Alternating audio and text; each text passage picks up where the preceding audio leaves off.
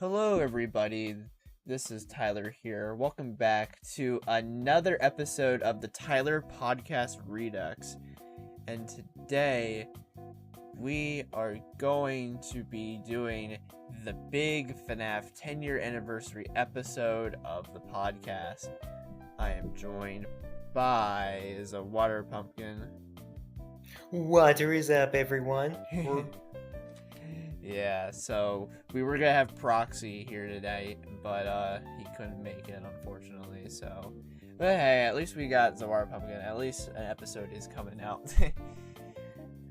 Yeah. So yeah, we are gonna be covering a lot of topics today because this is going to span from June to August of 2024. Because there was not a lot that happened in June and July in comparison to August. So we're just combining like 3 months worth of content together into one episode. And yeah, so basically the summer episode, that's basically like summertime in America. I love summer. Yeah. It's surfing summer all the way. Anyway, so the following topics we're going to be discussing today are the 10-year anniversary of FNAF in general, myPOPGOES, the Joy Creation Remake Demo, Into the Pit, the Dead by Daylight collab, Secret of the Mimic, FNAF Movie 2 Behind the Scenes, the Cawthon Interview 2.0, VIP, 5 Laps at Freddy's Demo, Steel Wool at PAX West 2024, Chipper and Sons YouTooz, Jazwares being the new main FNAF merch company, FNAF Real Time, the FNAC Fur Demo, Monster, and FNAF in Funko Fusion. Oh boy. So yeah, we got quite a lot today. A lot of these are good, some of these are bad. Hey.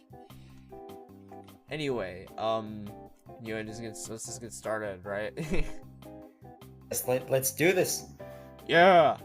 So the FNAF 10-year anniversary. Oh my fucking god. 10 years of FNAF, dude. I feel old as fuck. I feel old mainly because it's been more than half of my life now. Same, dude. Like, okay, so basically, yeah, FNAF came out on August 8th, 2014, so the 10-year anniversary was August 8th, 2024, and so yeah, we spent a decade at Freddy's. But, yeah. So basically, for the 10-year anniversary week of FNAF,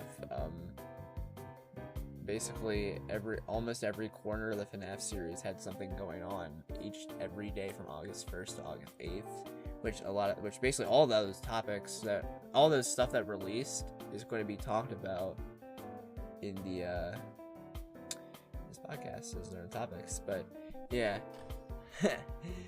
FNAF of 10 years of Freddy's. Oh my god. Since 10 years has passed, I guess I should ask, Tyler, what is your favorite memory from the 10 years? That is a good question. Probably when I played FNAF 1 for the first time ever, on my Kindle Fire, and I thought I could just close both doors the whole night and I would die at 3 a.m. on night 1 to the power outage. So stupid. For me, I have like 3 choices. The first one is when it was just FNAF 1 and 2. Those were the good old days. The second time is when around the time the Sister Location trailer came out, because that's also when my room was getting repainted, and legit now I can smell the Sister location as like paint smell. And the third was when UCN came out, because that was just a fun summertime. Yeah, I remember having a lot of nostalgia for the FNAF 3 trailer because I've been a FNAF fan ever since Markiplier's first FNAF video ever came out. Like I'm a veteran. I'm a veteran. I'm more important than all those new fans. Mockery. I'm a veteran too. Mockery is obvious, but Yeah, I've been there since like the beginning, and like I remember being like nostalgic for basically every part of the early FNAF, and like the FNAF 3 trailer was what I was really nostalgic for the most, because I remember like it was like the beginning of 2015, and like I saw like the FNAF 3 trailer, and I saw Springtrap, and I was like, he's terrifying, he's creepy, I'm scared. Like, I'm gonna shit my pants. And like, yeah. Too bad the actual. See, I thought his name was gonna be Golden Bonnie. That's what I thought too, because like, you know, Golden Freddy, consistency. But then when we all found out his name was actually Springtrap, I was like, oh, okay. Interesting. Yeah. I also have nostalgia for the FNAF 4 trailer as well. Oh yeah, that. Yeah, that was like a good summer too. It looked like terrifying too. Yeah, and then I have some nostalgia for the Sister Location trailer. Do you know what I have some nostalgia for? What? I remember when Pizzeria Simulator first ccame out, everyone thought it was a troll game, and like I went to go play it myself, and I was like, oh shit, this is actually FNAF 6. That's Scrap Baby, or as people called her back then, Freak Show Baby. Yeah, I was about to say Freak Show Baby. Oh my god, that name. Yeah, I was like, it's Freak Show Baby! Yeah, and I was like, I think I might have been spoiled before I know I played the game when the night it came out. I remember like recording like a video like, oh, I gotta film this. But like I think I might have saw Daco's video or whatever, and like there was like spoilers, but like I was still surprised, and it was like a nice surprise that it was actually like FNAF 6. FNAF 6 is kind of special to me because it was the first ever first FNAF game that came out when I started making YouTube content.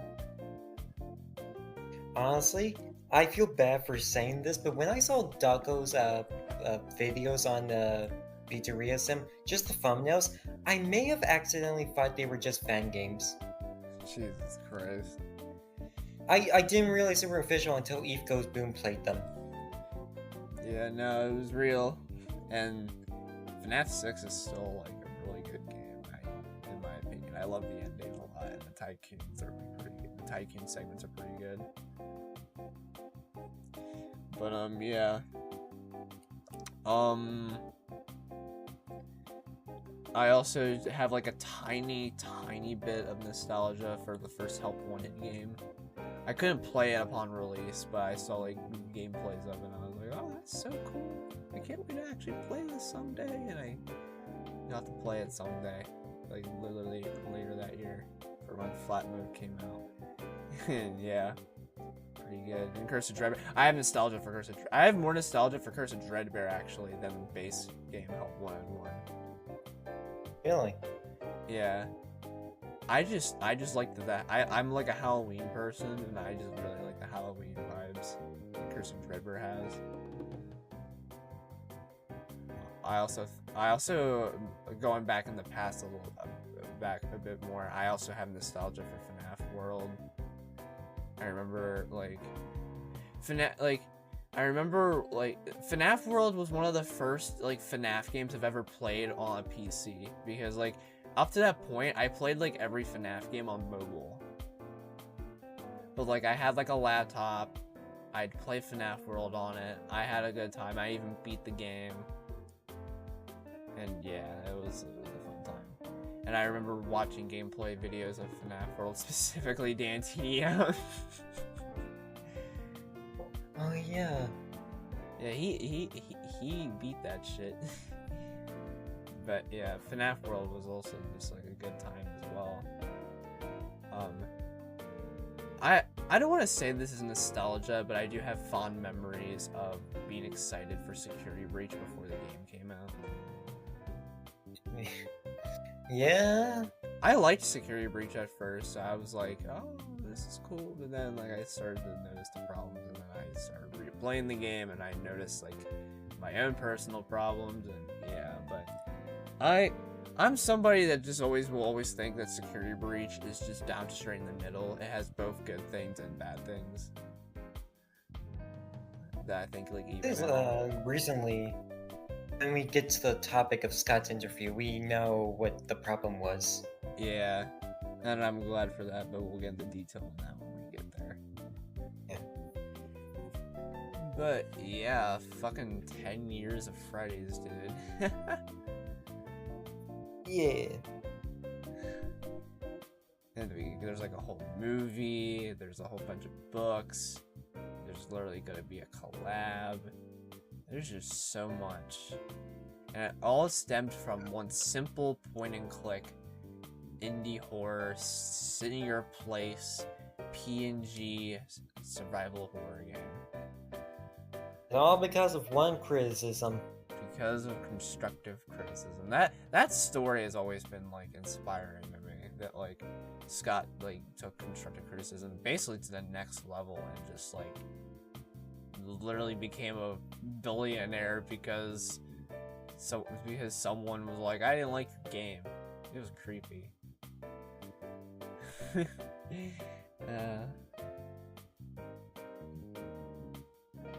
Anyway, yeah, that's 10 years of FNAF. Yeah. Oh boy, oh god. But what we haven't gotten to yet, which we will get into, is the anniversary week, the 10-year anniversary week content. Alright, you ready? Yeah. Alright. Let's do it. We're gonna start with myPOPGOES. So myPOPGOES is basically the full game version of a small little game that came out basically earlier in 2023. And it's basically meant to be like a teaser game for Evergreen. And I had a lot more fun with this than I was expecting to. Okay, going in, I thought it was going to be just like a decent game or like a 7 out of 10 good game, but I didn't expect this to be like an 8.5 out of 10. Like, I didn't think it was going to be like that great, and we're good, and I was wrong. It's fun. I do enjoy the game as well. It's a fun game. Yeah, and I remember before the full game released, when people were like talking about how excited they were for the anniversary week, a lot of people would like rank myPOPGOES very last, whether it be because they just weren't interested, or they just want Evergreen, or they just don't like Kane himself, which... Or it was mainly because the demo was already out. Yeah, or the demo was already out, so they already had like an opinion on the game.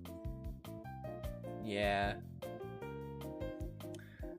But yeah, myPOPGOES is pretty fun, honestly. It has a pretty enjoyable gameplay loop, I'll say. And I like the customization in the game. yeah, the customization is pretty damn good. I like the stickers. I like how you can change like your like game layout from like Freddy's to POPGOES to candies. And yeah, all the candies stuff in the game is pretty neat. I'm gonna say I think the candies references is probably one of my favorite parts of that game. Yeah, and obviously that's because like POPGOES and candies are canonically in the same universe as each other, but it's still cool. And plus, like, I think one of the things that I loved the most about the game when I like played it was, for like 100%, was the diary entries. Because like first off, those were fun too. you have like the drawn and written character bios of like POPGOES and his friends, and then after you get into like actual diary entries. The two that stuck out to me the most was like the Morse the Mole one, because it showed like Bonnie Glade being like critical of like a character, which was pretty funny to read. And then like the last, and then the other one, by being like 9 years old at the time. yeah. And the other one was just like the one where like she talks about going to her like grandmother's grave, and like her grandmother starts talking to her from like the dead or whatever, and like only Bonnie can hear her and her mom can't. That shit was creepy. I mean, it is from a horror franchise. Yeah. So. Yeah, and that's a good thing. Like, there's horror in a horror franchise. That's damn. Wow, horror in a horror franchise? Oh my lord. But yeah. And the last entry, which is like the Violet Project, I think it was called.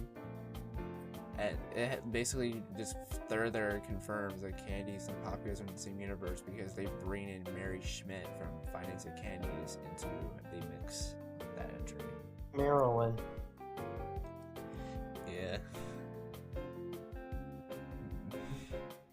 But yeah, just like myPOPGOES is pretty good.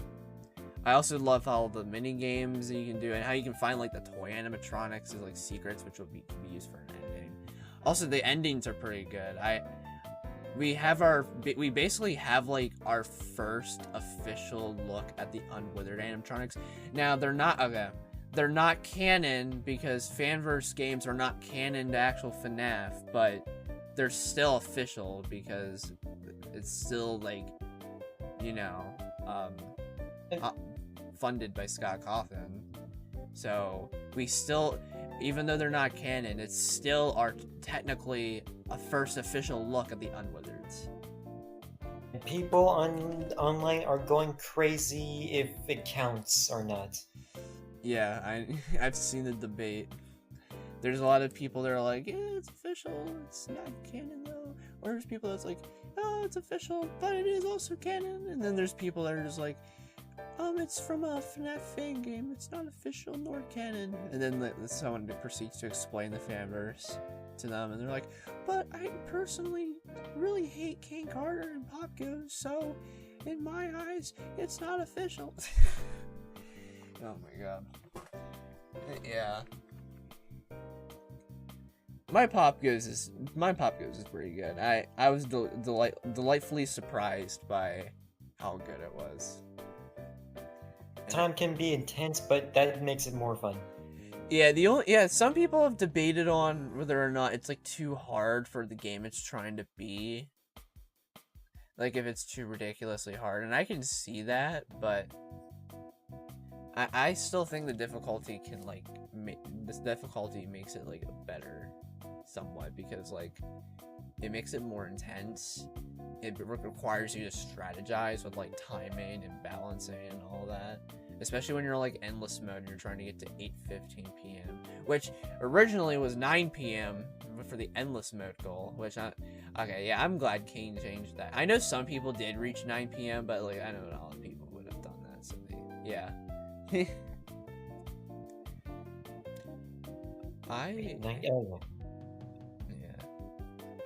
I was thinking of something. I was like, oh yeah, okay. I also think the presentation of the game is just pretty good too. I like how it's like a what is it called?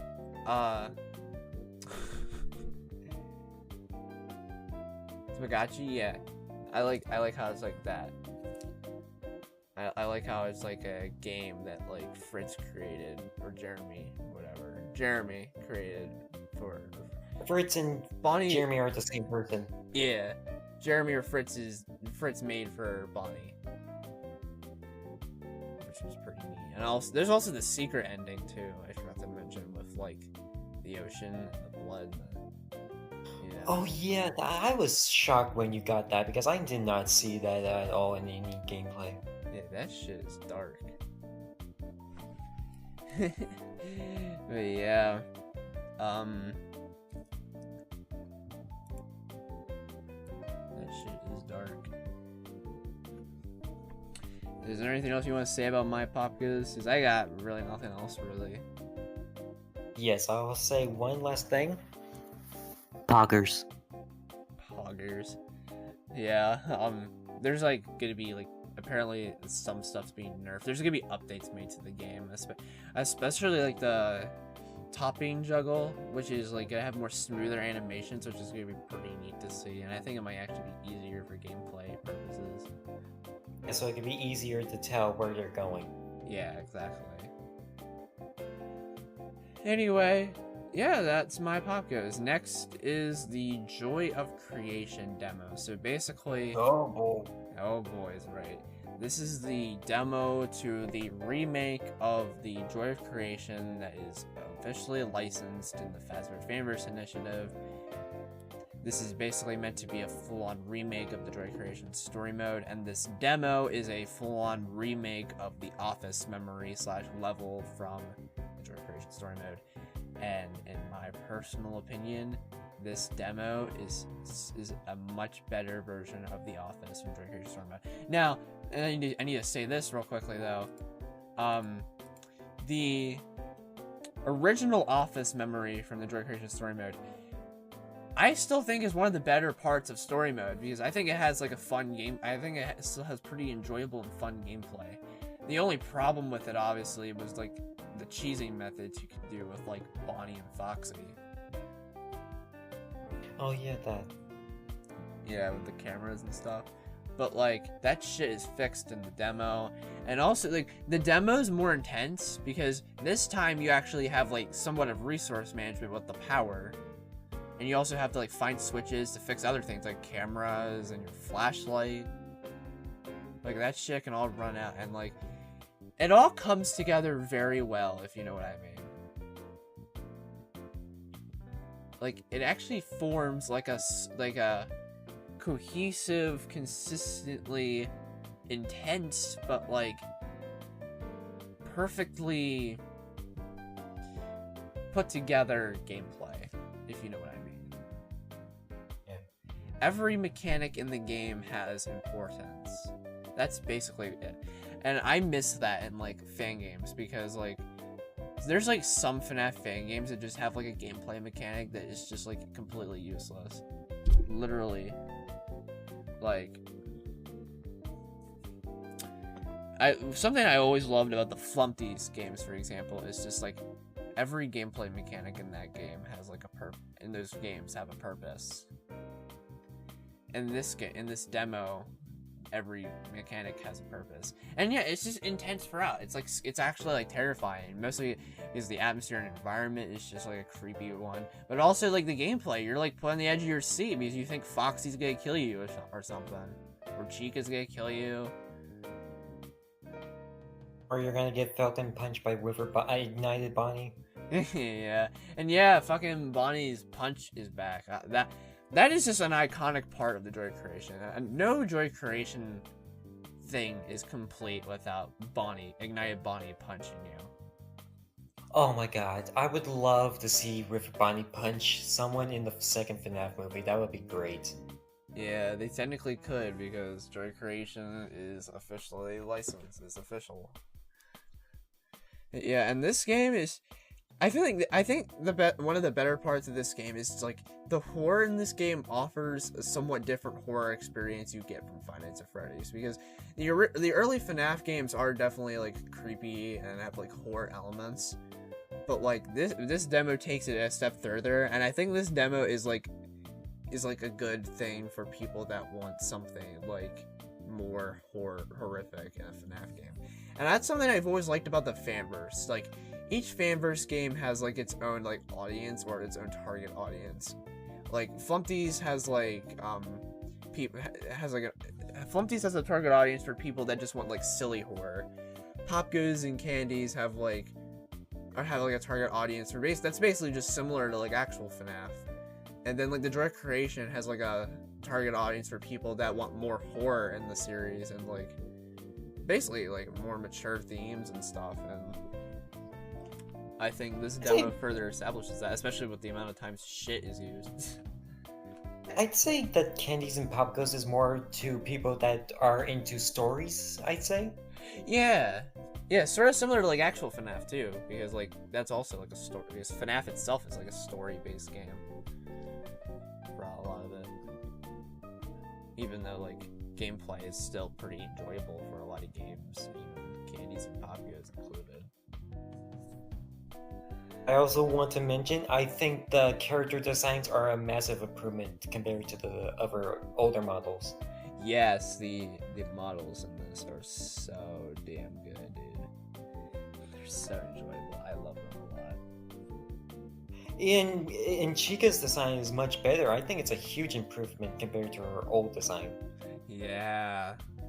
I love Freddy's. I love Freddy's glow up a lot. Freddy's is pretty good. Yeah.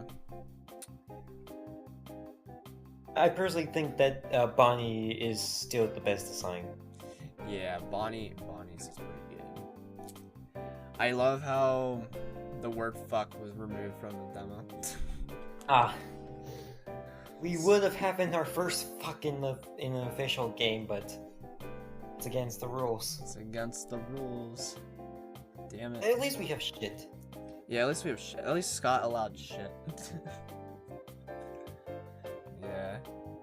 I mean, in my personal opinion, if you allow shit, just allow fuck. Who cares? I mean, given the fact that shit was also in the FNAF movie. Yeah, it was. It was in the FNAF movie, you're right. And I remember, like, okay, like, FNAF 6, okay, I know some people don't consider hell as a curse word, but some people do. But, like, hell is in, the word hell is used in FNAF 6. The word shit is used in the movie and Joy Creation demo. Fucking, the word bastard is used in the Silver Eyes. I remember that. I remember reading that. I remember reading the Silver Eyes for the first time when I was like a kid, and I saw the word bastard, and I was like, oh, okay. Sorry, go ahead. I'm just didn't know bastard is considered a swear word. Some people consider it as one. I mean, I don't really know if I myself consider it one, but I know some people like don't consider it. I mean, some people do consider it one. Like, I think it's a word that you can get in trouble for with your parents if you're a kid saying it. Because I know my parents didn't want me saying that word. Yeah. Yeah, back on the topic of Joy Creation. Yeah, honestly, this demo is just like a massive glow up from the original. And I am excited for the full game, which is set to come out like 2025. Yeah, this demo kind of make me excited for the TJOC remake a lot more because of how very much approved it is. It looks so good. Yeah. It is such an improvement. I cannot wait. The jump scares are good yet again. Some gore, like a little, like a tiny bit, but yeah. Oh yeah, with Freddy at the end. Yeah, like that shit's awesome, dude. But yeah. We got nothing else really to say about the Joy Creation demo. I just think it was another really good addition to the anniversary week. It was really hard to beat too. Yeah, it was. Yeah. Anyway, you got anything else you want to say before we move on? I'll just say ignited Bonnie Falcon Punch again. Falcon Punch! Anyway, the next topic is Into the Pit. Oh boy. So this is the newest this is the newest official FNAF game as of recording this. Into the Pit is a side-scroller horror game that is an adaptation of the Fazbear Fright story by the same name, and it is one of the best FNAF games in the series. I'm just gonna go straight up. I love this game. I don't know if it's the best. I don't even know if it's my #1 favorite, but it's definitely, like, objectively one of the best, and then, like, personally one of my favorites. At least it got some of the horror stuff back from the franchise. Yeah, like, there's actually some, like, parts that can make you jump. Like, there's, like, spider stuff on the screen that can make you jump. Some of, like, I remember jumping a little bit, because I played a lot of Into the Pit off camera. I remember jumping to Bonnie, like, that part, I think it was, like, night 3. Yeah, night 3, where, like, after you're done with, like, playing Bonnie's guitar, and you go into, like, the fucking parts and service. Oh yeah, spoilers, by the way, I probably should have said that at the beginning. Whoopsie.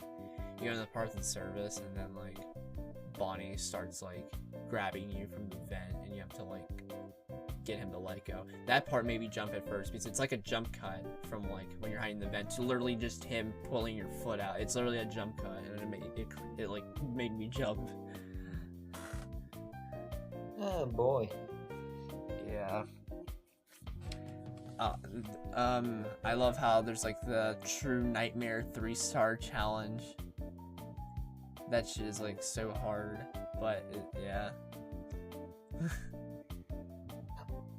I'll say I also like the pixel art. Like that is so what's that word again? Impressive. Yeah, impressive. It is impressive. I love the pixel art so much.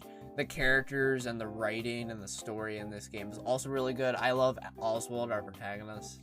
I love Jeff. Jeff is so cool. Jeff is the best. It's funny because in the books, we didn't really care for him that much, but nowadays we do. Yeah, because like they actually gave him some like identity. They just gave him this like I don't give a fuck attitude. Like he just looks like he hates his life, and I love that so much.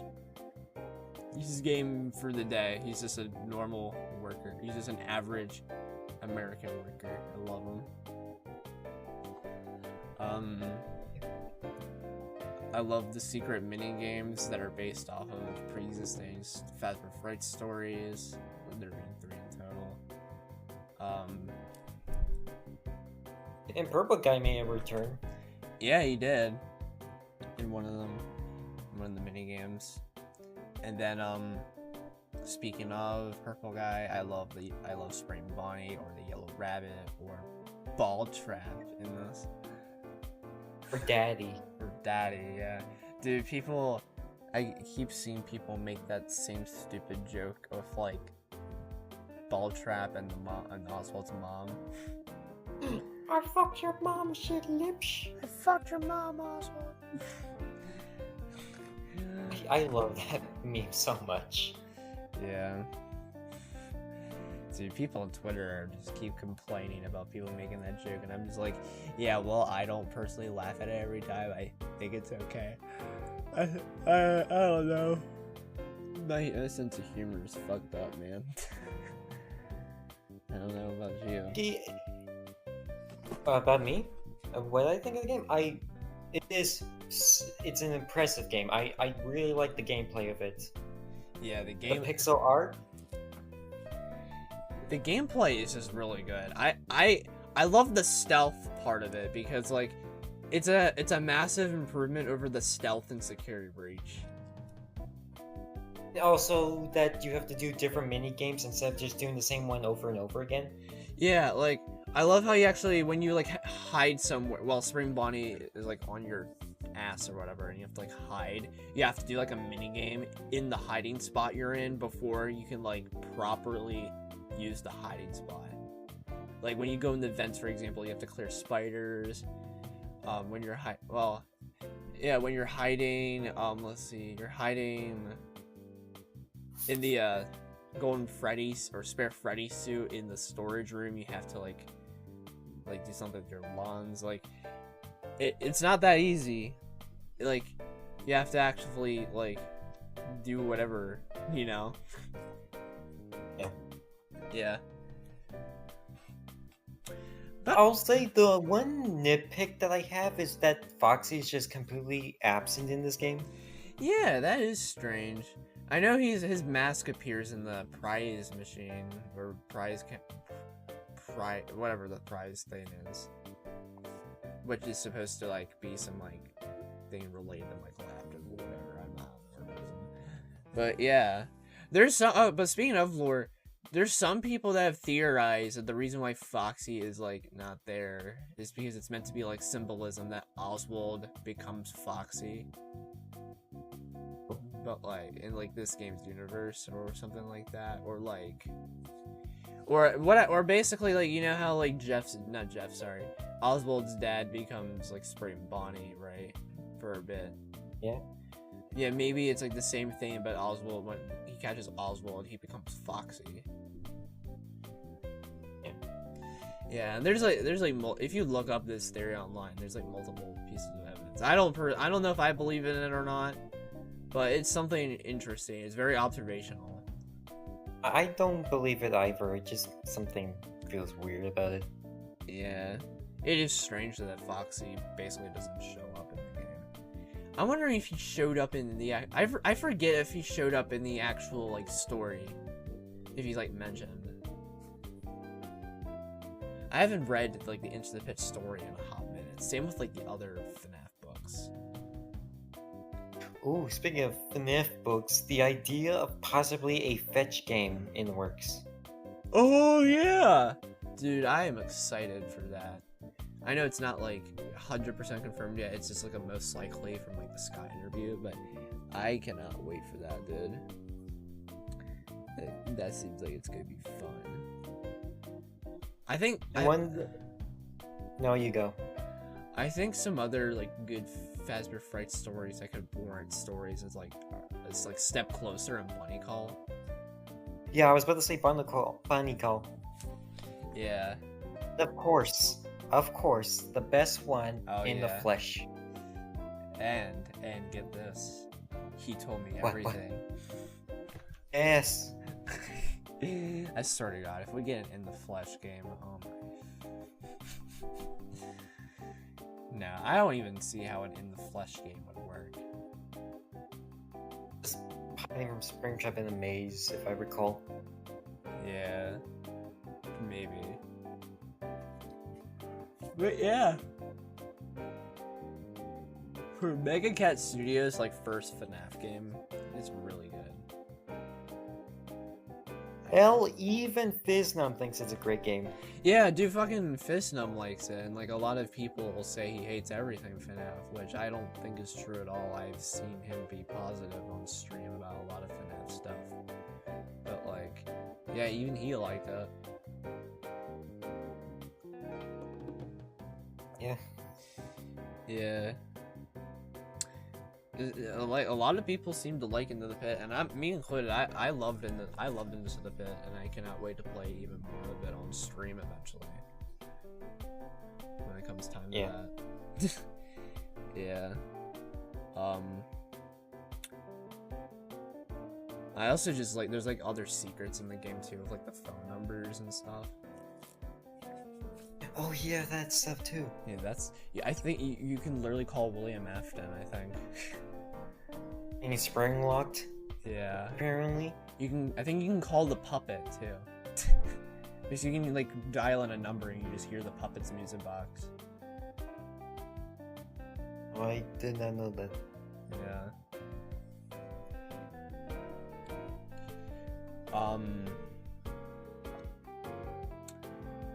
But yeah. There's just like other references to FNAF just hitting there too. At the mill, there's just like the trash in the gang.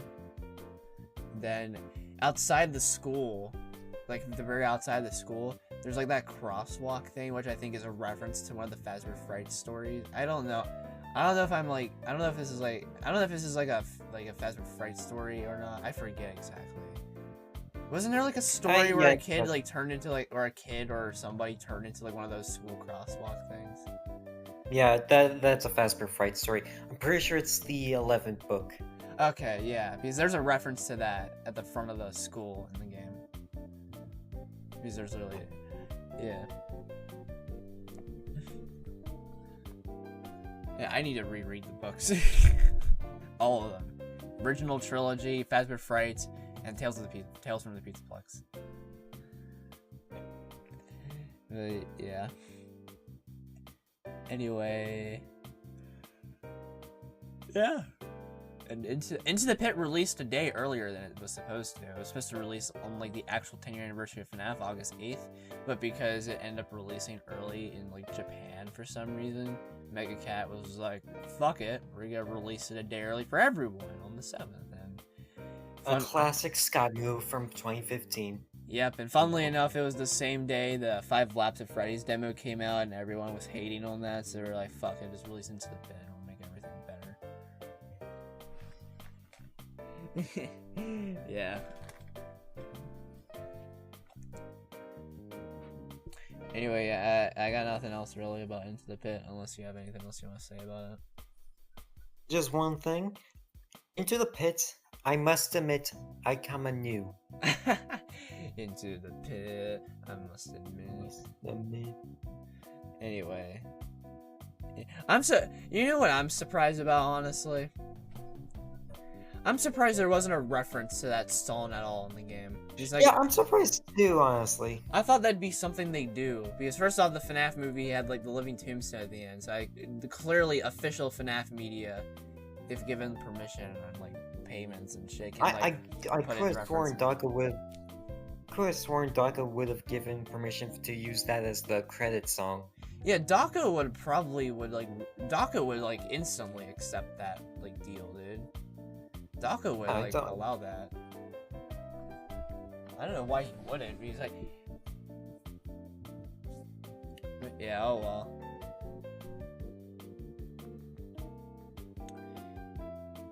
Anyway, yeah. So you ready for the next topic? Yes, let's do this. So the next topic is the Dead by Daylight x FNAF collab. Oh boy. So basically at the start of this summer, like May or June, like 2 months ago, I started playing Dead by Daylight. I enjoy the game. I love playing it a lot in my free time. It's a really fun game. I usually play it with friends.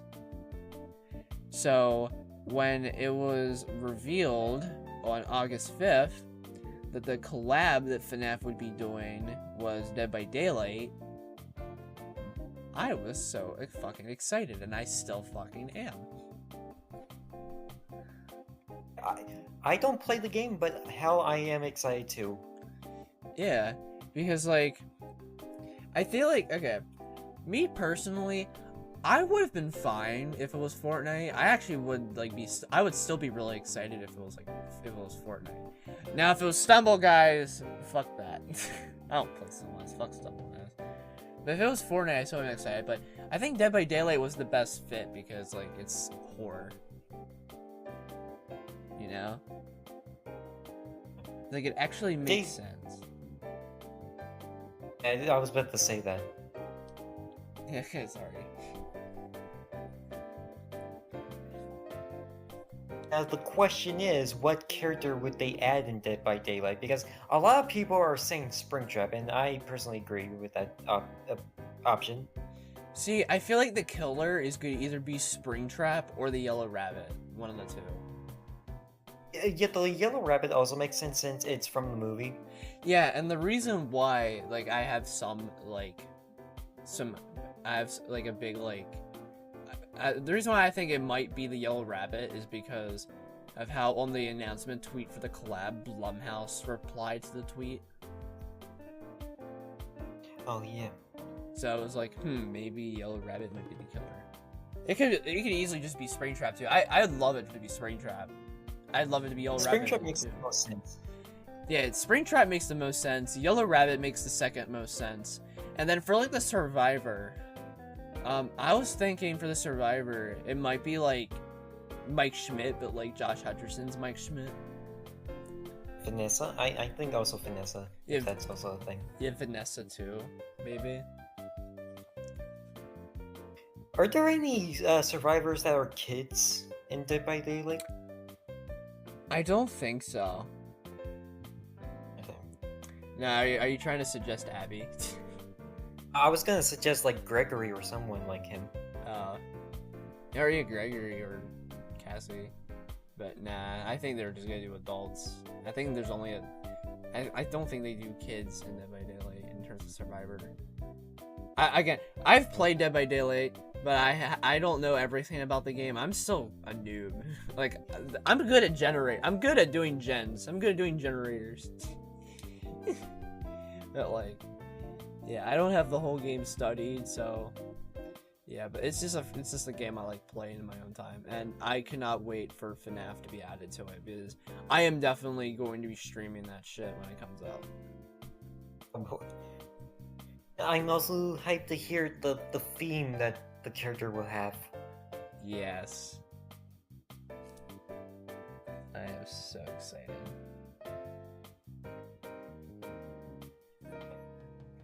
And imagine the map. Imagine if it's just like might be like Fazbear's Fright, like but like bigger, or maybe like Freddy's but bigger.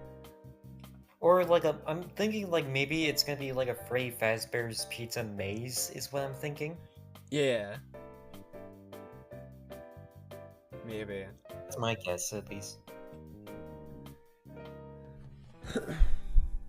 Because the thing with Dead by Daylight maps is they're kind of like big. There's a lot that like have like maps where there's like a lot of them are like outside with like buildings that you can go into and like run around and do gens and stuff like that and hide in. Because there's usually like outside parts and then inside parts. Yeah. I love how before it was revealed to be Dead by Daylight, everybody was just like, it's gonna be Cloak. They already said something, but then Cloak came out and was like, no, it's not us. Bad timing.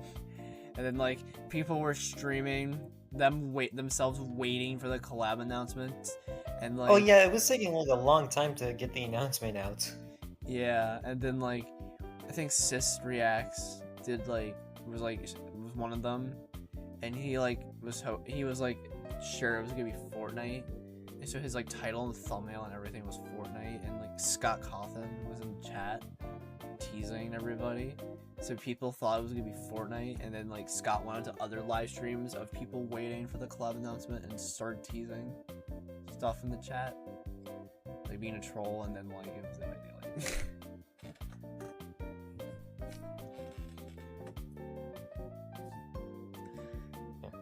Dude, a lot of people were like trolling that day.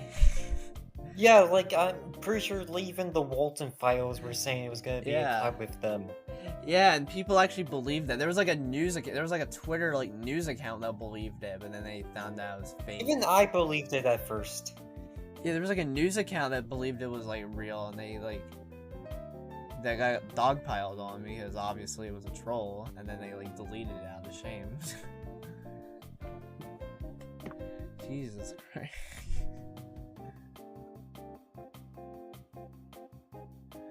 Oh yeah, good times already.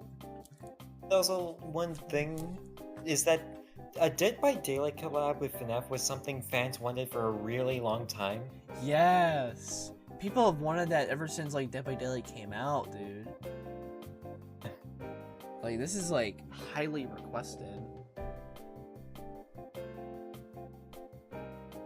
But yeah, a lot of people got their wishes come true. Yep, after so long, and it's on the 10-year anniversary. Well, it doesn't come out till next year, but it was announced on the 10-year anniversary. That time is going fast, so it might as well be here already. Yeah. Ever since the game's release in 2016, people have just wanted FNAF and Fortnite. I mean, not Fortnite, sorry, Dead by Daylight. Yeah. Well, people have wanted Freddy and Fortnite too for a good bit now. Honestly, if it was Freddy and Fortnite, that would actually got me to actually even download Fortnite. Yeah, I think if it was Fortnite, I think it would have been like the Glamrock animatronics that would have been added, and not like Freddy. Jesus, Monty in Fortnite? I mean, because I think that's just what fits more with Fortnite. Yeah. And also, I would not be surprised to see Monty holding a gun.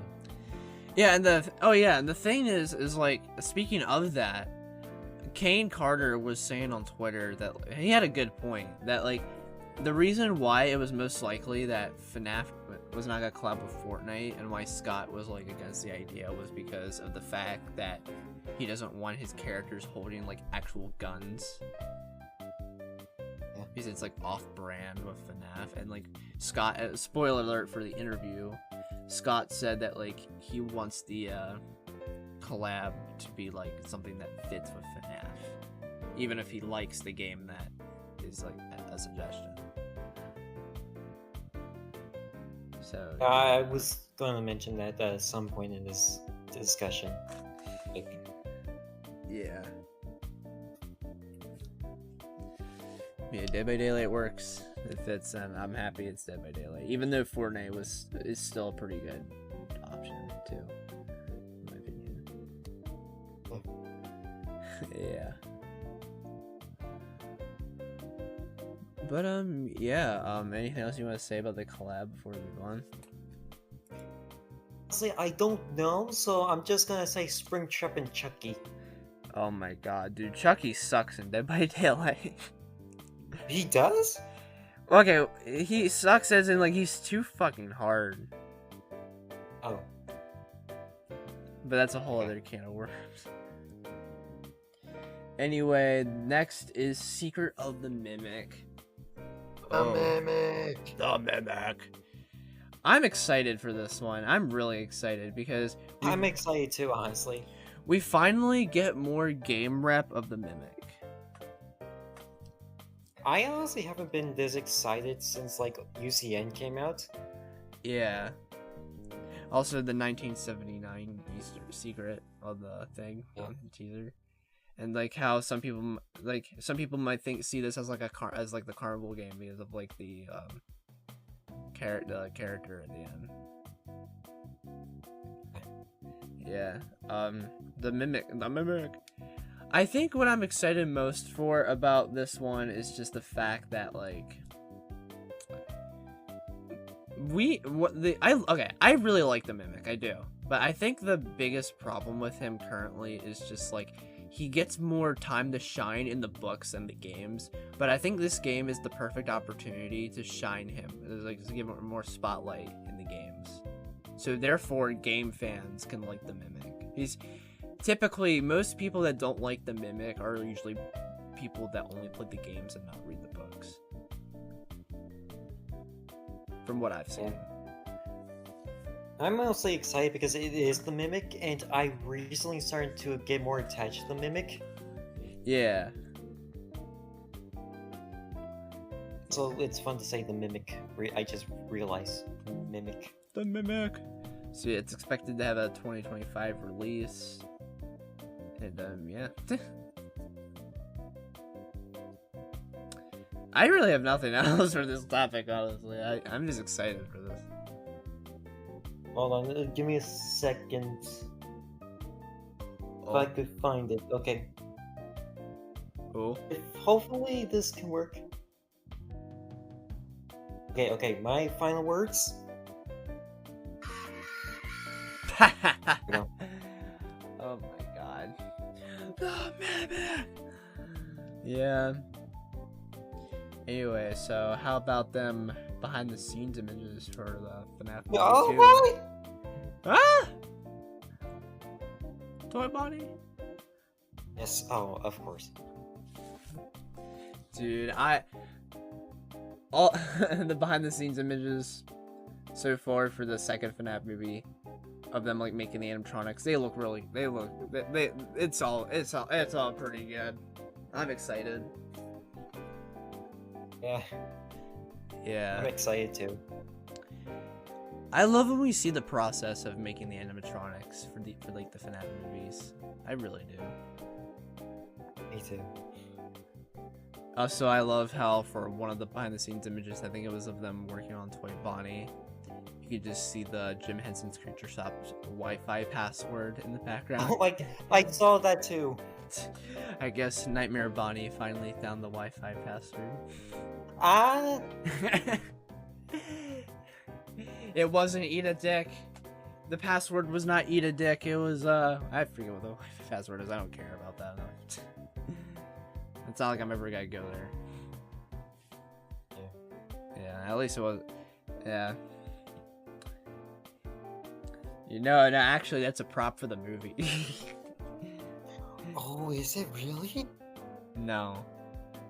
Oh. I was joking. I was joking. Okay.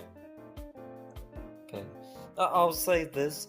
The second character I'm excited to see in the second movie is Wiver Bonnie, mainly because of his missing face. Yeah. Or Fox is like Ferg. Do you know what I feel like is going on there right now while they're making the animatronics, and then while they're filming the movie what's probably gonna happen? What? They're probably just gonna have cops like everywhere around like the filming area just so nobody steals Toy Chica for purposes, if you know what I mean. Yeah, because fans be fans like that. Yeah.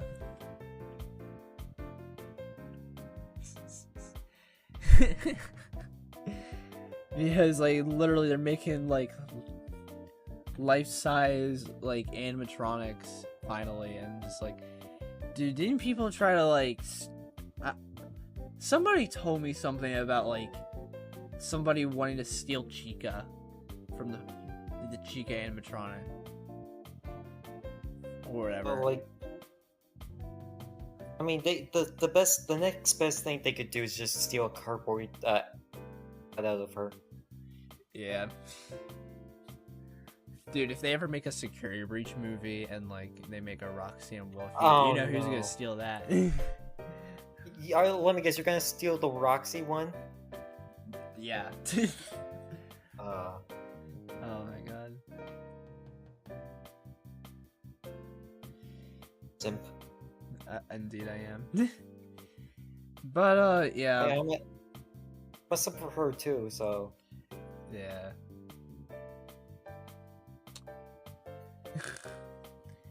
But yeah, I'm hyped for the second FNAF movie. As well, they like revealed some of like this.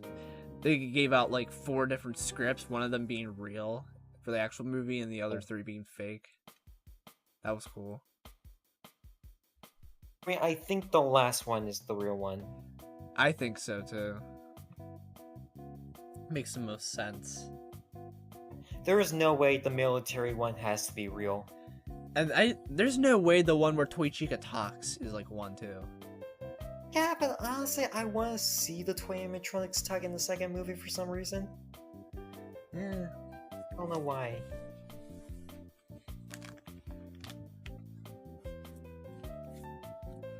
Yeah.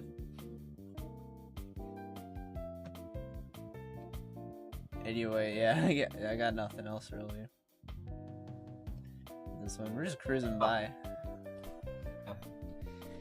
Hype for my boy. Yeah, my boy.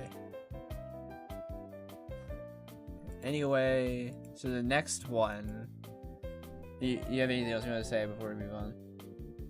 I already said it. Oh. The Scott Cawthon interview 2.0. This was interesting, to say the least. This was the one I was most excited for in the week. Yeah.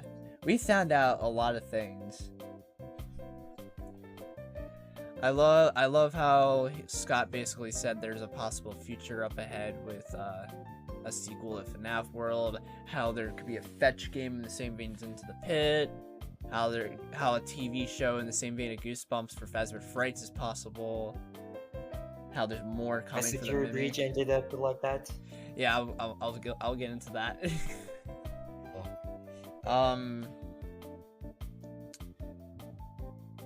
He teased more about the box in FNAF 4 and how, like, basically he doesn't even know.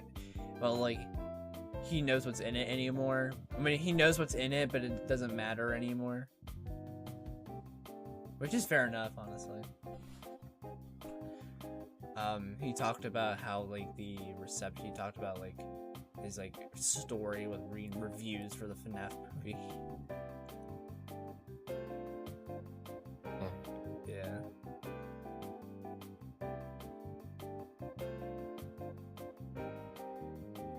He also said that his least favorite story is in the flesh. Yep. Yep. Yep. I thought it interesting how he said he, like, never, like, really played Help Wanted 2, or at the very least he didn't, like, beta test it because he was too spooked. He was too scared by it. Which, listen, I love Help Wanted 2, but Help Wanted 1 is scarier. Yeah. But Help Wanted 2 is more fun, in my opinion. That's how I've always seen both Help Wanted. Help Wanted 1 is more scary, but Help Wanted 2 is more fun to play. To you said it depends on gameplay. Yeah, like, whenever I play any game, really, I focus on the gameplay, and if the gameplay is fun and enjoyable, it gets a lot of points for me, and that's why Help 1 and 2 gets a lot of points for me, when Help 1 1. Help Wanted 1's gameplay is still really good, but Help Wanted 2 is like suffices more for me. Now there's like some exceptions where like other aspects of like a game could be better than gameplay and I'll still really like it. Like Day Shift and Freddy's, for example, where like literally the story is the gameplay. Yeah. Or like... Oh yeah, it doesn't make sense. I'm trying to think of like... Or Doki Doki Literature Club. That's another example. I actually never seen gameplay of that. Yeah. We're basically like the story is the game. It's kind of the case for the Into the Pit as well, where like the story is a game, but there's still like gameplay bits of it that's like enjoyable. But yeah. He also said that Glitch Trap's name was a placeholder name. Yeah, how he like was stating how like he didn't like how Glitch Trap and Burnt Trap's names became like finalized as that when like they were just placeholders, and it like had something to do with like how the files are and everything. And it was like, yeah, that's over. It's over. Even though I actually really love Glitch Trap's name, it's a fun word to say. Yeah, I love saying Glitch Trap, and Burnt Trap's fun to say too. Speaking of, yeah, let's get into that whole can of worms.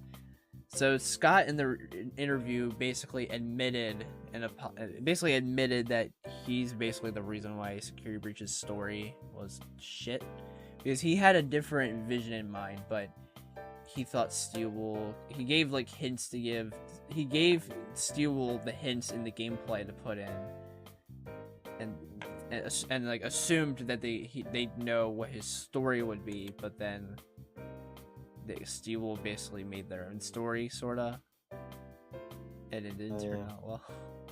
His Burn Trap was originally just gonna be like somebody in the corner just watching, and it was not supposed to move at all. That would have been creepy.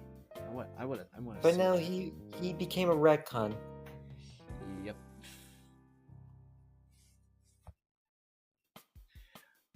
Or like, the whole thing with the Mimic though was like thought of before even Help Wanted 1 came out. Really? Apparently. That's what I heard, or like at least before Security Breach. Base game. Like all of this was before. Well, that's strange. Yeah.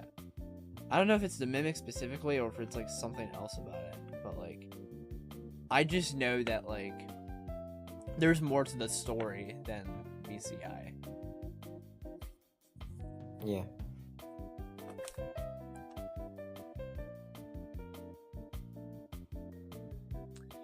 Anyway, yeah. So at least Scott admitted to being the reason why the story in Security Breach was kind of flawed. Or not kinda, it was flawed. I think Ruin and Help Wanted to improve the story. Okay, listen. I think in terms of gameplay, Ruin is the most mid experience ever. But in terms of story, Ruin gets it right, in my opinion. And I think that's why a lot of people love Ruin. They just look at the story and see that as the only aspect of the DLC, and they just base their opinion on the game. Which, in my opinion, I don't think you should do that. I think you need to consider the gameplay as well, because it is still a game at the end of the day, and that is what's the most important.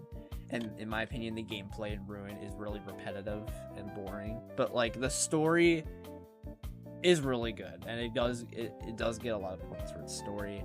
And the reason why is because it basically fixes a lot of base game Security Breach's story. And Help Wanted 2 does that too, but even further. Yeah, also Ruin like retcon the Burn Trap ending. I don't want to say oh, that dropped something. God damn it. I don't want to say retcon, because I think retcon's the wrong word to use. Oh, okay. Yeah. Oh yeah, because it was a multiple ending thing. Okay. That, and also because of how like apparently this whole Mimic stuff was like around before even like base game SB or like Help Wanted or whatever. Apparently, it was like thought of and written, but so yeah. So I don't even think it's really like a retcon. They're just like basically fix. Just They're telling you which one is the real one. Yeah, trying to make it work, I guess.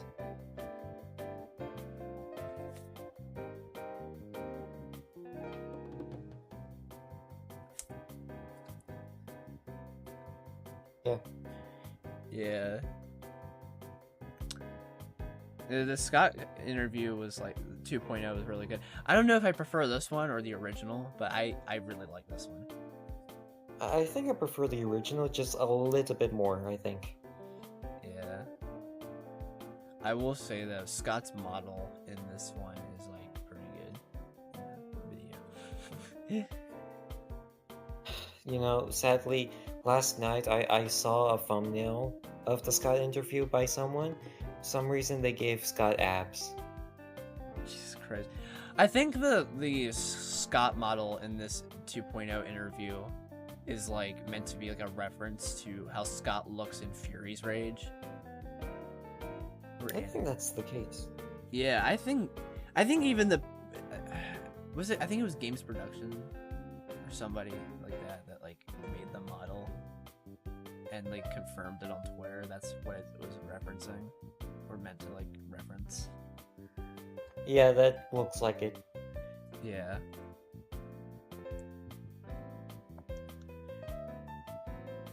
But yeah. I got nothing else really. My final words, you know. Anyway, so VIP, which is the interactive FNAF novel that came out as part of the anniversary week as well, and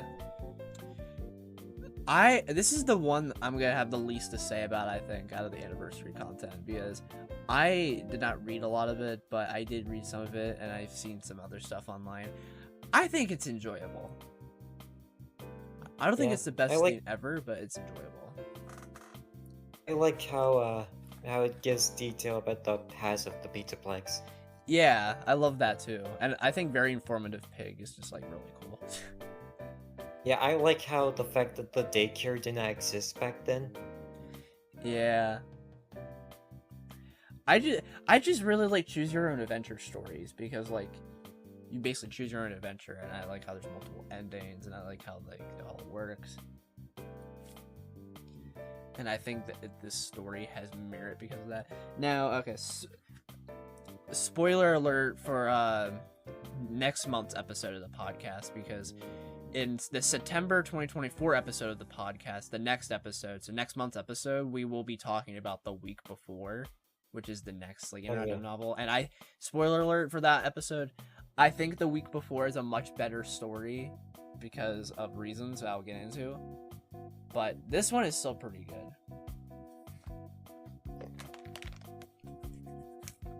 Yeah, for me, like, I'm pretty sure this was my least favorite thing to come out of the week, but it's still a good one. Like, again, I like the lore that gives us.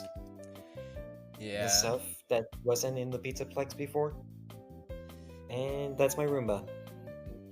Yeah, I'm gonna try and talk for a long time so you're distracted because he's muted on Discord right now.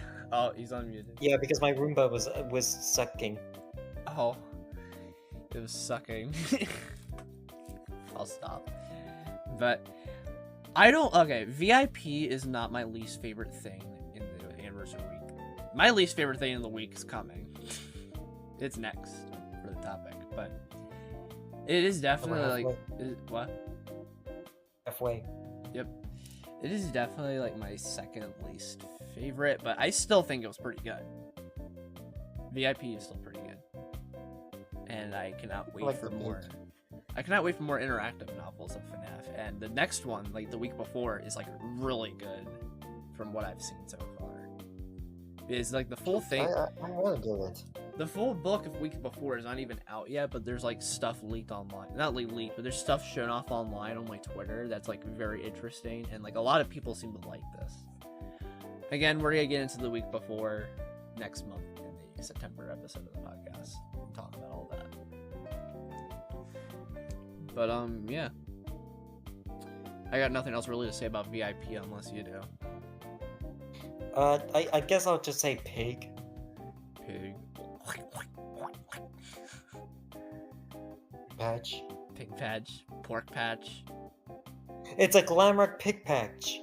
Yeah, okay, how many pigs in the FNAF series? Very informative pig. Pork patch. But there's 3. Pig patch. From REDUX. Yeah. No, there's 4. Oh yeah, the pig from the Fazbear Fright story. I forgot about her. There's 5. What's the 5th one? Vanessa. Yeah, she's a cop. Oh my god, you did not. Yeah, she's a cop. You did Because she's a cop. Oh my Because god, she's a you cop. did not. You did not make that joke. You did not just make that joke. Dude, I saw somebody make that joke on Twitter, and the people got like really mad because they thought it was like a sexist joke, even though it's a fucking cops equals pigs joke. At least we're on YouTube, which is not as toxic. No, because my when the person explained the joke, there were still people that were mad. So I'm still gonna get shit either way.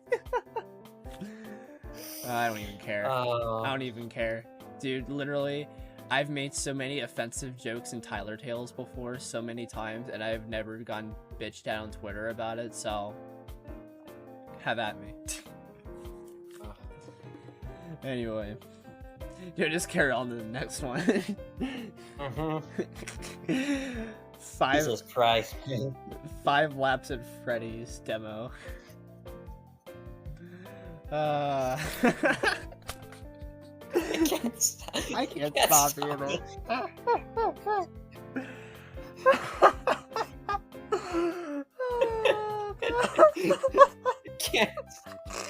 I can't stop laughing. What? Oh my god. Okay, gotta think of sad things. Gotta think of sad things. Oh my god. Mortgage. Oh my god. Anyway. The 5 laps of Freddy's demo. So basically, this is a demo for a racing FNAF game that's basically in the same vein as Mario Kart. And Fun game. yeah, and a lot of people did not like this. And honestly, I can see why, because in my opinion, this is the weakest thing that came out of Anniversary, and I do think this is like mediocre. I don't think it's bad, because I enjoyed a bit of it. Some of the racing is like pretty fun, but like there's still a lot of stuff holding it back. First off, I just think it just seems like a generic racing game and with like FNAF slapped onto it. I think there could have been more FNAF-y elements to it to make it stand out and make it more FNAF-like. Additionally, there's just like random crashes and bugs too. It was like that one bug where you're just racing on a track and then it just respawns you back because it thinks you were off track. Yeah, which is strange. And then like the random crashes too. Yeah, those are like the Doggo got that crash. Oh my god. But those are like the main 2 complaints I have, and then like number 3 it can be a little boring at times if you're like far ahead from everyone and you're like first place. Yeah. I'll say one critique I have is that I don't like the design for Bonnie, at least. Yeah, some of the models are like pretty strange, like Bonnie's especially. Yeah. But I think I think like the puppet, Springtrap, and Mangle are like the best ones. yeah, they are. I just think Bonnie's is just like the one they need to improve on the most, and like I think it's like the shapes and proportions. Yeah. I think it's for me. It's just the nose. Yeah, it is. At least they recently released released a patch update recently. Yeah. Also, it is a demo, at least. Yeah, and like Click Team did acknowledge that like the problems with the demo, and they plan to fix a lot of them, which which basically gives this game a hopeful future. Thank God. Yeah. Also, did you see some lost files that were found in the game? I heard about that. Apparently, Circus Baby and Roxanne are planned to be in the game. Yeah, I did hear about that, and dude, I hope they make it into the full game. Roxy especially, because she makes the most sense. Yeah, because it's a racing game. Roxy, yeah. That makes so much sense. I'm surprised. You know what? I'm not saying this because I love Roxanne. I'm saying this because it makes sense. I'm surprised this game isn't like Roxanne themed because of how like she's like the racer one. Yeah. Like that is like something that I didn't even like really think about until now. Yeah.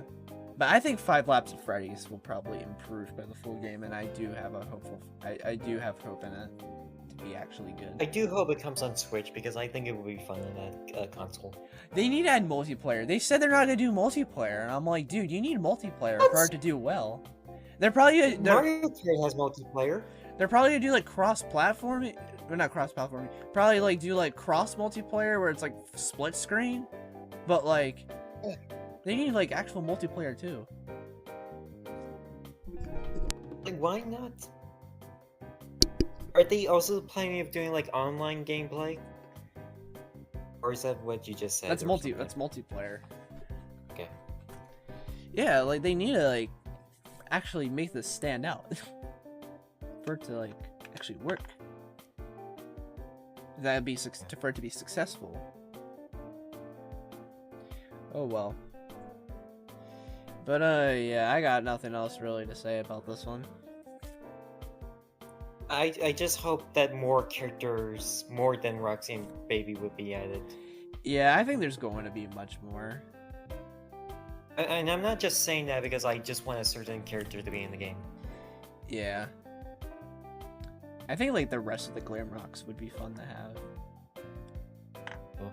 Like Glamrock, Freddy, Monty, and Chica. Oh yeah, and also like more carts. Yes. More carts. Yeah, apparently there was a unused render of a pirate's cart. Dude, that would have been cool. I think it'll be added in the game when it comes out fully. Yeah. Otherwise, yeah, I got nothing else. Yeah, carry on to the next one. So we're done with the anniversary week content. Now we're gonna carry on to like the extra stuff. So Steel Wool at PAX West 2024. Oh boy. I wish I could go, but I'm not, sadly. I have other plans at home. Wait, where is that? Where is the location? Let me check. I actually don't know off the top of my head. PAX West 2024 location. It is in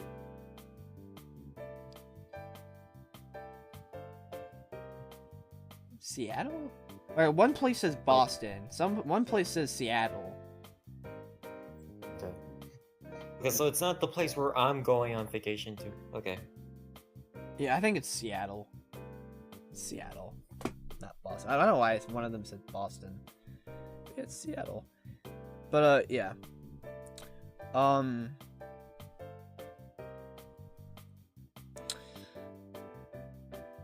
Steel has a big area at PAX. Yeah. It's like the map of the place got revealed, and like Steel has such a big one, big spot. And they got a lot of fun stuff planned. Oh, sorry, go ahead. I'm pretty sure like the regular shots is gonna return. Yeah, they also just got like fun stuff planned. Apparently, they're gonna allow you to make your own paper pals. Oh, really? Yeah. Oh, that would be fun to be. Yeah, I want to do that too.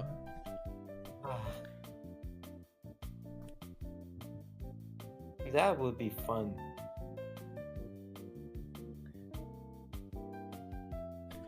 Such a fun experience. I wish I could go. Apparently, the hottest dog is also gonna be there. There's a lot of people going. I know Dawko's going, Johnny Blocks is going, fucking Puggos is going. Oh god, is he? Yeah. Jesus. I don't really care. Yeah, hottest dog. I don't know who else. I don't know anyone ever than those guys. Yeah, I don't either. Yeah.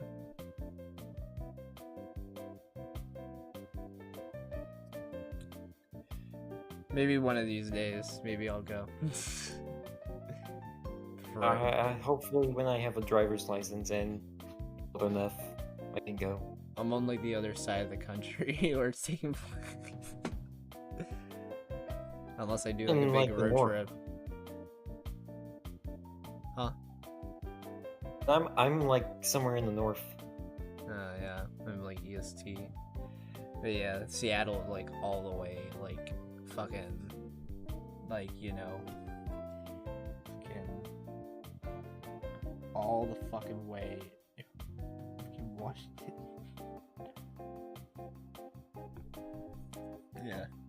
Yeah. Maybe one of these days, maybe. We'll see. But yeah. Got nothing else really to say about this one either. I don't have anything else to say either. Yeah, so the next thing is the Chipper and Sons YouTooz. Oh boy. I bought them. I like pre-ordered them as soon as they became available. I want all four of them. I will get all four of them. Thanks for finally getting some Chipper and Sons merch for the first time. I know, that is so special, and like the fact they're limited time for just August too because of the anniversary. Such a treat, such a treat. And for those guys, we would not have FNAF. FNAF, yeah. Because together we are FNAF. Together we are FNAF. But yeah, I cannot wait to own these YouTooz. Yeah. I think they look good too. They look accurate. Yeah. Just yeah, all around, just like.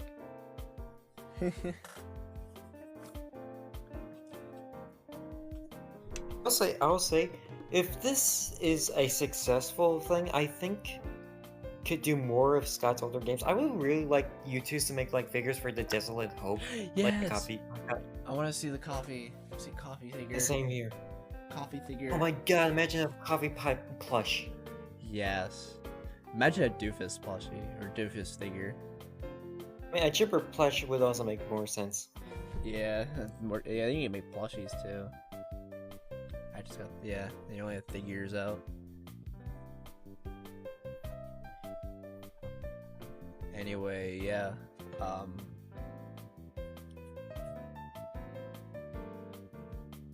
got nothing else for this one either. I think I got nothing either. Yeah. Okay, time for some controversial stuff now? Yeah, Jazwares being the new main FNAF merch. Oh, my company. My fucking god. Ah, jeez. I had a feeling something big. I had a feeling Jazwares would be something big. That's why I wanted to include it in the last podcast. Oh boy. Yeah, so basically for context, Funko is no longer making plushies or figures for FNAF. They're still gonna make mystery minis and pops, but they're done with figures and plushies, and that responsibility is now going to Jazwares, which is not a good thing because Jazwares are a Zionist company, which is bad for reasons that I don't really need to specify. And that kind of hurts because they made one of my favorite plushies of all time before they were known for that stuff. Yeah, like this company has so much potential to make good merch, but just like they're just dropped. But like what they support is just like I don't want to give money to that. I just have no hope anymore. Like, for me, I think a better opportunity was to give Jack Specifics the license. Yeah. They make some really good figures. It- Like the like Bendy and the Dark Revival figures. Those ones look amazing.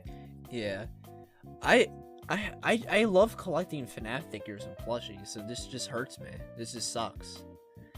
Also sad that we're never gonna get a Funko Toy Bonnie figure now, besides the System Era one. Yep. That still doesn't make sense. They made FNAF AR skins of like characters they never made before, Yeah, but not the characters I was so pissed themselves. about that so much. Yeah, that makes no sense. But like, you could just easily just fucking recolor System Era Toy Bonnie to be Toy Bonnie. I don't get it. Yeah. Yeah. Fucking have to buy my merch from YouTooz now. And that's usually, most of those are usually limited time anyway, so it's just like even more sucky. I hope I could get the YouTooz Watermelon Chica plush. Yeah. Yeah, that would be pretty cool. Yeah. All in all, though, very disappointing news. At least there's still the pops though, but that's still much of a negative thing. And the minis. Yeah. Which, I like the pops, but I don't care much for the minis. I like the pops too. I recently got the River Chica Mystery Mini like on July 31st. Nice.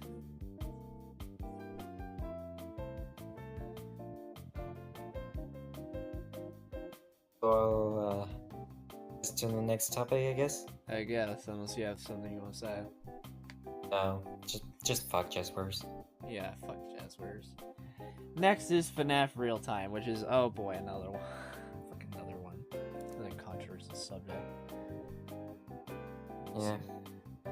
So, yeah, FNAF in Real Time was this like fan project or fan game or whatever of like FNAF 1 that was basically like FNAF but in real time. It was a very ambitious project. It was like just a demo too that released, and there was people that enjoyed it, but there was some bugs and stuff that made people not enjoy it as much, and like some people were critical of the game so far. And this has led to a controversy involving the developers being like sent gore and stuff, right? Death threats, yeah, all this heinous shit, which is like always gonna be, which is always gonna be unacceptable. Yeah. Like, why not just touch grass, people? Yeah. What do you have in life to just do something to waste your time like that? Yeah. It's stupid, and like it's resulted in like the lead didn't result in like the lead developer stepping down and then like transferring over. Yeah, that sucks. And the game to me looks really good. It looks very impressive. Yeah. Like, what the hell? It's a very At least now the game is being run by Spawn Point Interactive, which I trust. Yeah, it's a very ambitious project, and I want to see more of it. And it just sucks that there's people out there that just like to ruin that for other people. And the worst part is just like this is like a huge misconception that's like made that's just like made about the whole situation. So like the developer of the original developer of FNAF Real Time, when they were talking about the death threats, they said it was because of constructive criticism.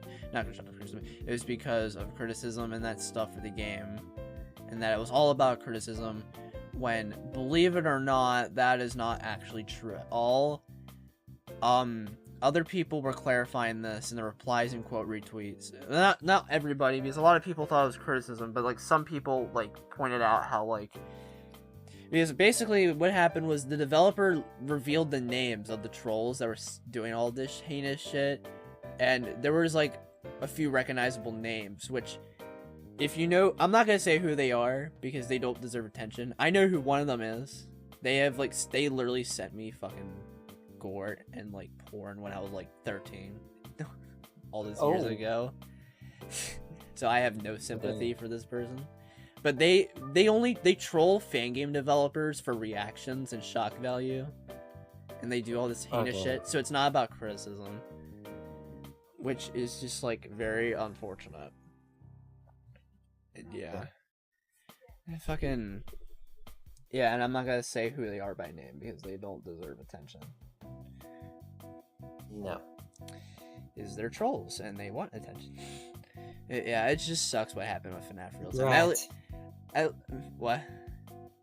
Brat. Jesus Christ, brat. Oh God. Give me attention. Feed me attention. Anyway, so yeah. At least FNAF in Real Time is still gonna be a thing.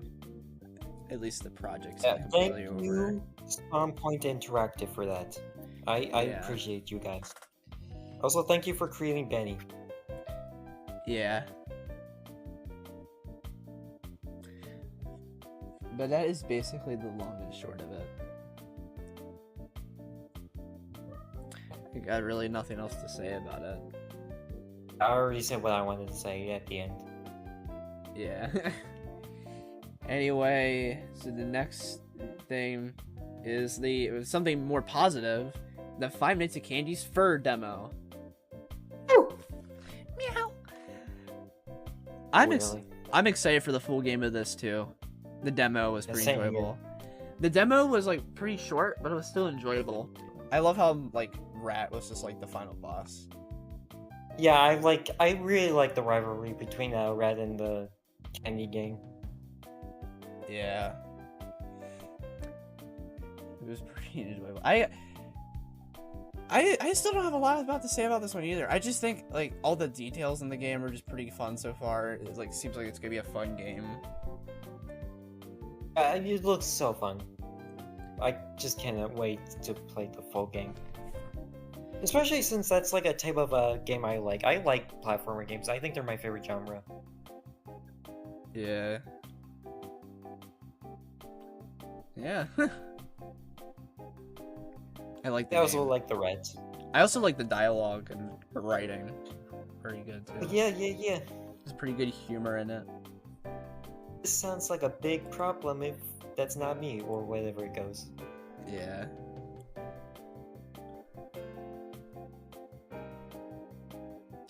Yeah, I got nothing else really. Just balls. That's all I just have to say. Yeah.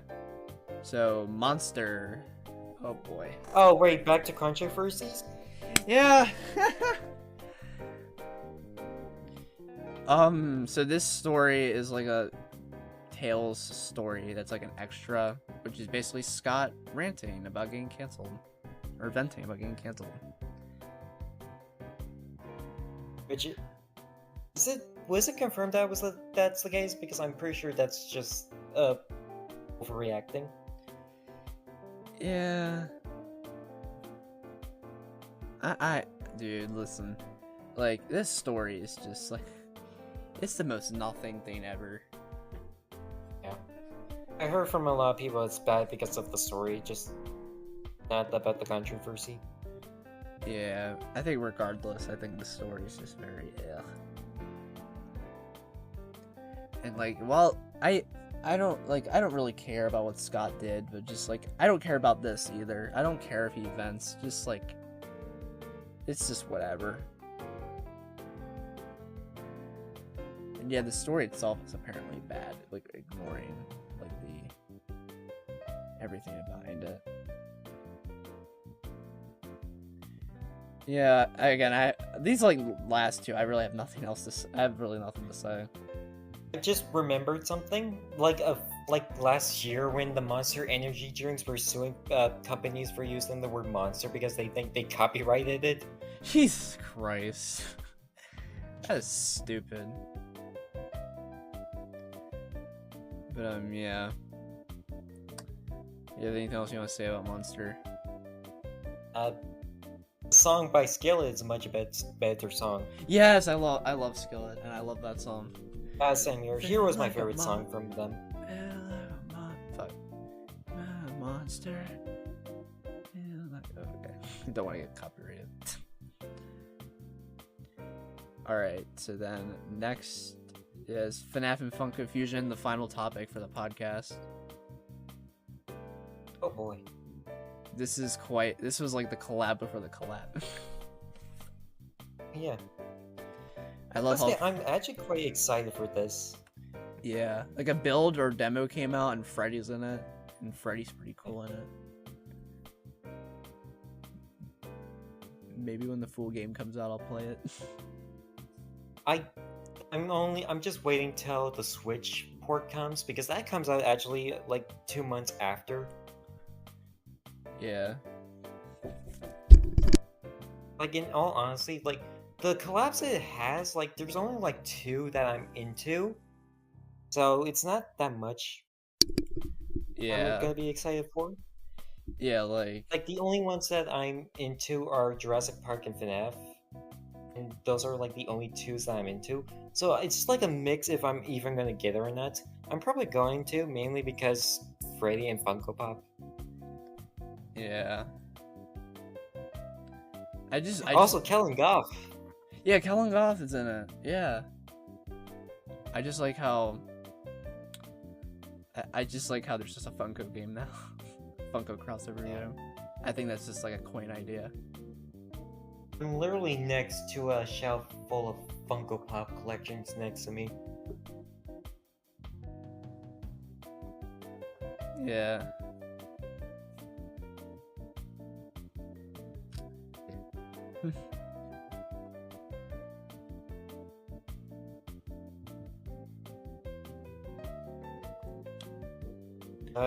I guess I just have nothing else to say. Yeah, I don't either. I haven't even played the build or demo that's available. I'm just gonna wait till it comes out on Switch. I may get it. Yeah. Anyway, yeah, fucking, that's it. That's the big anniversary episode of the podcast. 10 years of FNAF. We talked about that in general. We talked about myPOPGOES, Joy Creation, Into the Pit, Dead by Daylight. What? Common new. Oh. Dead by Daylight, Secret of the Mimic, FNAF Movie 2, Scott Interview, VIP, Oink Oink, 5 Laps, Steel Bullet Packs, Jeopard Sons YouTooz, Jazwares, PU It Smells, FNAF Real Time, FNAC Fur, Monster, and Funko Fusion. Yeah.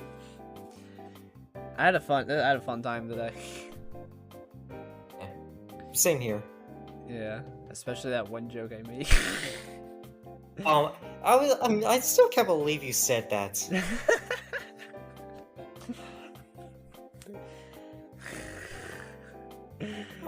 I was secretly laughing at that when we were still talking about the 5 Laps of Freddy's. Jesus Christ. Yeah. Anyway, happy 10 years to Five Nights at Freddy's. The FNAF. Happy 10 years. FNAF is a game. There's also one thing I want to mention. What?